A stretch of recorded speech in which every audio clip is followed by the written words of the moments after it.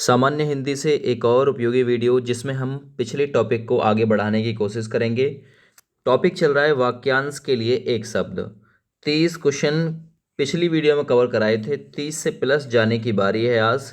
30 से आगे के क्वेश्चन हम लोग इस वीडियो के माध्यम से कवर कराएंगे। 30वां क्वेश्चन क्या था कल की वीडियो का, उसे रिपीट कर रहा हूँ मैं। हर काम को देर से करने वाला, जो हर काम को देर से करे उसे एक शब्द में क्या नाम दिया जाएगा? दीर्घदर्शी, अदूरदर्शी, विलंबी। सही आंसर था इसका दीर्घसूत्री, विकल्प डी। सवाल नंबर 31 था अनुशासनात्मक यानी अनुशासनात्मक कार्रवाई की प्रक्रिया के फलस्वरूप पद से नीचे उतरना, यानी अनुशासन के अकॉर्डिंग पद से नीचे उतरना उसे क्या कहेंगे? पदोन्नति जो होता है, पदोन्नति उसे कहते हैं कि अनुशासनात्मक कार्रवाई की प्रक्रिया के फलस्वरूप पद से ऊपर बढ़ना, वो पदोन्नति होता है। लेकिन वो होता है नीचे उतरने की कार्रवाई पदावनति। पदावनति यानी कि नीचे, अवनति नीचे की तरफ उतरना। और ये पदावधि क्या होता है? ये पद का समय होता है, अर्थात टाइम बताता है पदावधि, कितने समय के लिए बनाया गया। 32वां नंबर क्वेश्चन देखो। 32वां नंबर क्वेश्चन है आयु में बड़ा व्यक्ति, जिसके लिए एक शब्द में आप लोग क्या दोगे आंसर? आयु में बड़ा व्यक्ति कनिष्ठ, वरिष्ठ, ज्येष्ठ या फिर पूजनीय। जो पूजा करने योग्य हो वो पूजनीय है, जो थोड़ा सा वरिष्ठ हो, बुजुर्ग हो, उसे वरिष्ठ कह सकते हैं। लेकिन आयु में बड़े व्यक्ति को एक सबसे उपयुक्त विकल्प के माध्यम से बोला जाएगा ज्येष्ठ, जो कि विकल्प सी में बिल्कुल सही है। कनिष्ठ छोटे वाले को कह सकते हैं। सवाल नंबर 33 में आइए। वह वस्तु जो नाशवान हो, अर्थात जिसका नाश हो जाए, उसे एक शब्द में क्या कहा जाएगा? शाश्वत, नश्वर, अमर या अलौकिक। जो कभी ना मरे उसे अमर कहेंगे, जिसका संबंध इस संसार से ना हो उसे अलौकिक कहेंगे। अब जो वस्तु नाशवान हो उसे हम लोग नश्वर कह सकते हैं। ये शाश्वत किसे कहेंगे? जो सदा रहे, यानी कभी ना मरे, जिसका नाश ना हो। ठीक है ना। सवाल नंबर 34 देखो। वह स्त्री जिसे पति ने त्याग दिया है, उसे एक शब्द में क्या नाम दोगे? तो वह स्त्री जिसे उसके पति ने त्याग दिया है उसे नाम देंगे परित्यक्ता। ऑप्शन नंबर तीसरा बिल्कुल ठीक है। बांझ वह स्त्री होती है जो बच्चे जन्म नहीं दे पाती है, बच्चों को बच्चे पैदा नहीं कर पाती है। सवाल नंबर 35 देखिए। साहित्य से संबंध रखने वाला, उसे एक शब्द में क्या नाम देंगे? लेखक, कवि, नाटककार या साहित्यिक। जो साहित्य से संबंध रखता है उसे एक शब्द में साहित्यिक कहा जाएगा, विकल्प एक ठीक है। ठीक है भैया, आगे बढ़ते हैं। सवाल नंबर 36। जो सफलतापूर्वक प्राप्त किया जा सके, सफलतापूर्वक, उसे क्या नाम देंगे? सरल, सुलभ, सुंदर या सुप्राय। अधिक प्रिय तो होता है सुप्राय। जो थोड़ा सा ज़्यादा सुंदर उसे सुंदर कह सकते हैं। चलिए, जो थोड़ा सा मलूक होता है उसे सुंदर बोल देते हैं। लेकिन जो सफलतापूर्वक प्राप्त किया जा सके उसे नाम देते हैं सुलभ, ऑप्शन बी। सवाल नंबर 37 देखिए। जिसका भोजन केवल दूध ही हो, अर्थात जो दूध के अलावा किसी चीज का भोजन ना करता हो, उसे क्या नाम देंगे? देखिए, मांसाहारी यानी कि मांस का आहार हो जाएगा। शाकाहारी, शाक मतलब बिना मांस वाला आहार, नॉर्मल भोजन। द्रव्याहारी अर्थात जो द्रव्य का आहार करता हो, द्रव्य लिक्विड पदार्थ लेता हो, लेकिन जिसका भोजन दूध ही हो उसे दुग्धाहारी कहा जाता है। इस प्रकार से इसका ऑप्शन नंबर तीसरा बिल्कुल ठीक है। सवाल नंबर 38 देखिए। बिना घर का, उसे एक शब्द में क्या नाम दोगे? बिना घर का, अनाथ। अनाथ वह होता है जिसके माँ बाप मर जाएं। ठीक ना। तो इसका सही आंसर ऑप्शन नंबर सी में दे रखा है, अनिकेत। जो बिना घर का होता है, अर्थात अनिकेत किसका पर्यायवाची होता है? घर का, है ना। निकेतन घर का पर्यायवाची होता है, लेकिन ए वर्ड लग रहा है इसमें, अनिकेत, अर्थात जिसके पास निकेतन ना हो, जिसके पास घर ना हो। तो ऑप्शन सी ठीक है। सवाल नंबर 39 है हमेशा रहने वाला, अर्थात जो हमेशा रहे, है ना। तो मैंने अभी थोड़े समय पहले बताया था। पार्थिव का मतलब होता है जिसका संबंध पृथ्वी से हो। प्राणदा, प्राणदा का मतलब ऐसे समझ जाइए कि जो ऐसी दवा जो आपके प्राण बचाने के योग्य हो। समसामयिक, समसामयिक यानी कि समय के अनुसार, है ना, समयकालीन बोल सकते हो। लेकिन जो हमेशा रहे उसे शाश्वत कहा जाता है। ऑप्शन ए ठीक है। अगला चलिए सवाल नंबर 40। अगोचर का अर्थ क्या होता है? अगोचर, ठीक है ना, जिसका शरीर को अनुभव हो, जिसका हृदय को अनुभव हो, जिसका बुद्धि को अनुभव हो, या फिर जिसका इंद्रियों को अनुभव हो। तो अगोचर का मतलब होता है जिसका इंद्रियों को अनुभव ना हो, है ना, जिसका अनुभव इंद्रियों को ना हो उसे अगोचर कहा जाता है। ऑप्शन सी ठीक है। सवाल नंबर 41 देखिए। 41 में है युतुत्सु। युतुत्सु किसे कहा जाता है? युतुत्सु किसे कहा जाता है? दूसरों को हंसाने वाला, युद्ध करने का इच्छुक, लड़ाई में शहीद हो जाना, या फिर आपके हिसाब से? तो देखो, जो युद्ध करने का इच्छुक होता है ना, जो लड़ाई करने का, युद्ध करने का इच्छुक, उसे ही युद्धत्सु कहा जाता है। सवाल नंबर 42 देखो। प्रति उत्पन्नमति, इसका एक शब्द में उत्तर क्या होगा? उत्तर न देने की क्षमता, जो तत्काल उत्तर दे सके, जो फिर से उत्पन्न हुआ हो, जिसकी बुद्धि में नई नई बात उत्पन्न होती हैं। तो देखिए, जिसकी बुद्धि में नई नई बात उत्पन्न होती है उसे कुशाग्र बुद्धि भी कह सकते हैं। लेकिन प्रति उत्पन्न मति का मतलब है जो तत्काल ही उत्पन्न कर ले और साथ के साथ उत्तर कर दे। तो जो तत्काल उत्तर दे सके उसे प्रति उत्पन्न मति कहा जाएगा एक शब्द में। सवाल नंबर 43 देखो। अंकेक्षक, है ना, अंकेक्षक किसे कहा जाता है, या अंकेक्षक किसके लिए एक शब्द है? वाक्य ढूंढो जिसके लिए एक शब्द है अंकेक्षक। तो देखिए, अंकेक्षक का मतलब होता है आय व्यय के आंकड़ों की जांच करने वाला। जो आय और व्यय दोनों के आंकड़ों की जांच करे उसे अंकेक्षक नाम दिया जाता है।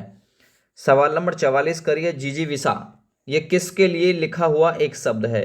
अर्थात इसके लिए वाक्य क्या है ना, वाक्य का ही तो एक शब्द लिखा हुआ जिजीविषा। जिजीविषा का मतलब होता है दोस्त जीवन जीने की इच्छा या फिर जीवन की इच्छा, ठीक है ना, जिजीविषा याद रखना। और जिजीविषा की शुद्ध वर्तनी भी पूछी जाती है।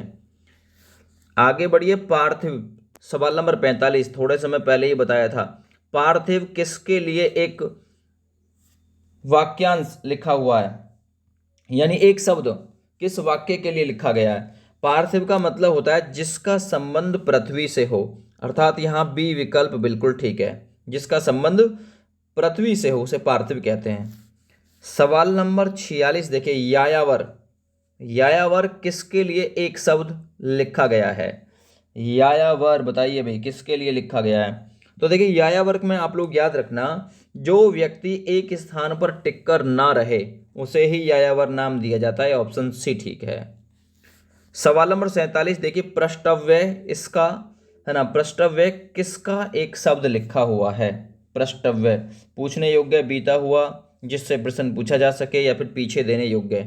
तो देखिए, प्रष्टव्य का मतलब होता है पूछने योग्य, अर्थात जो पूछने योग्य है उसे ही प्रष्टव्य नाम दिया जाएगा। ए विकल्प ठीक हो जाएगा। सवाल नंबर 48 देखो। रवि ईश्वर को ना मानने वाला मनुष्य है। तो यहाँ रवि ईश्वर को ना मानने वाला जो मनुष्य है, तो अर्थात ईश्वर को ना मानने वाले मनुष्य को एक शब्द में क्या कहा जाएगा? सनात कहा जाएगा। सनात उसे कहा जाएगा जिसके माँ बाप जिंदे हो।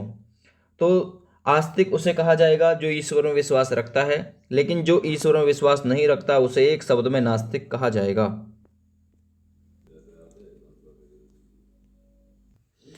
अगला सवाल देखो भाई। सवाल नंबर 49।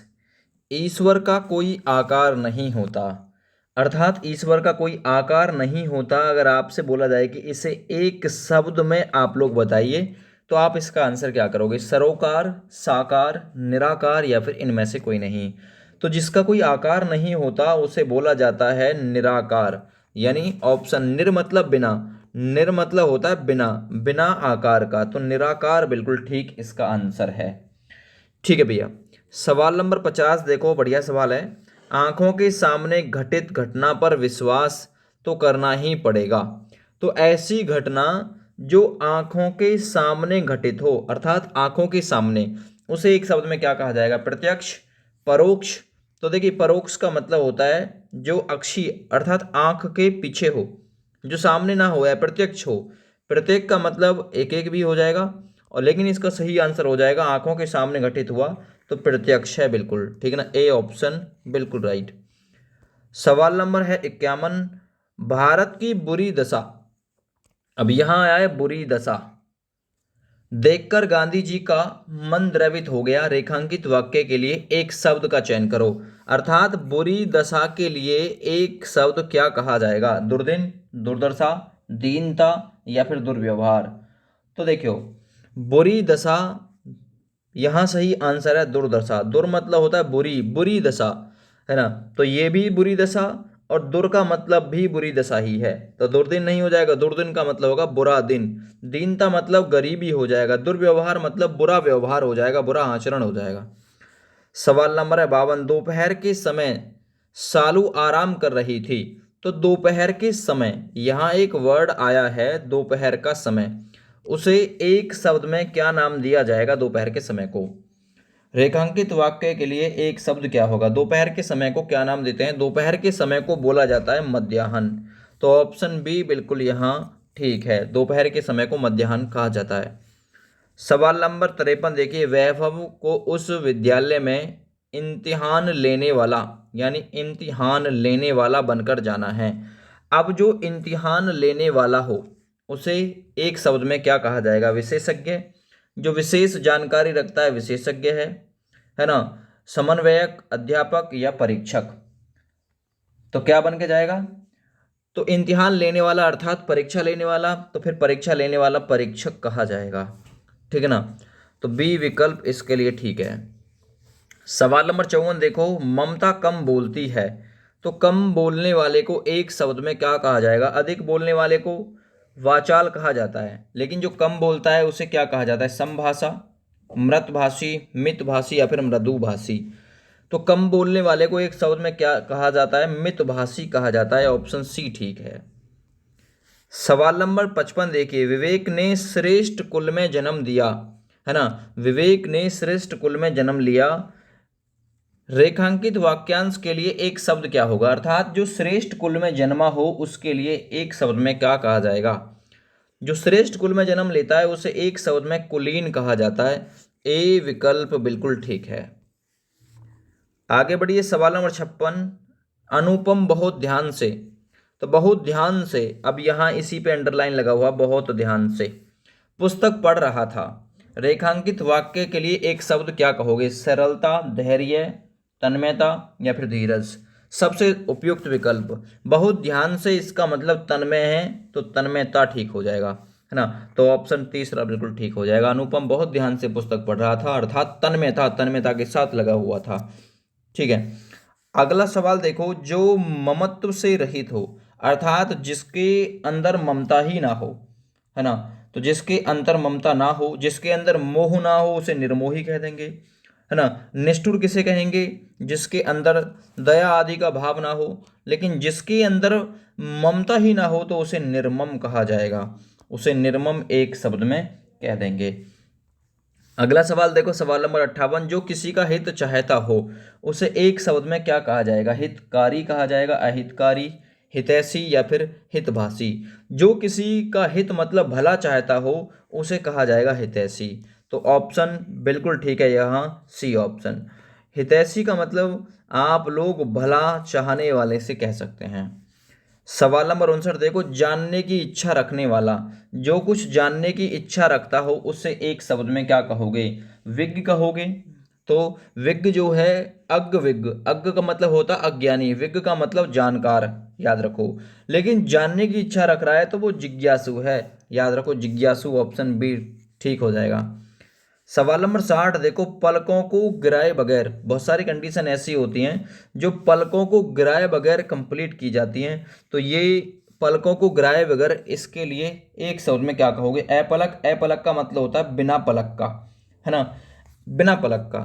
अब यहाँ पलकों को गिराए बगैर, इसका एक शब्द में आंसर होता है निर्निमेष। ऑप्शन डी बिल्कुल ठीक है, निर्निमेष।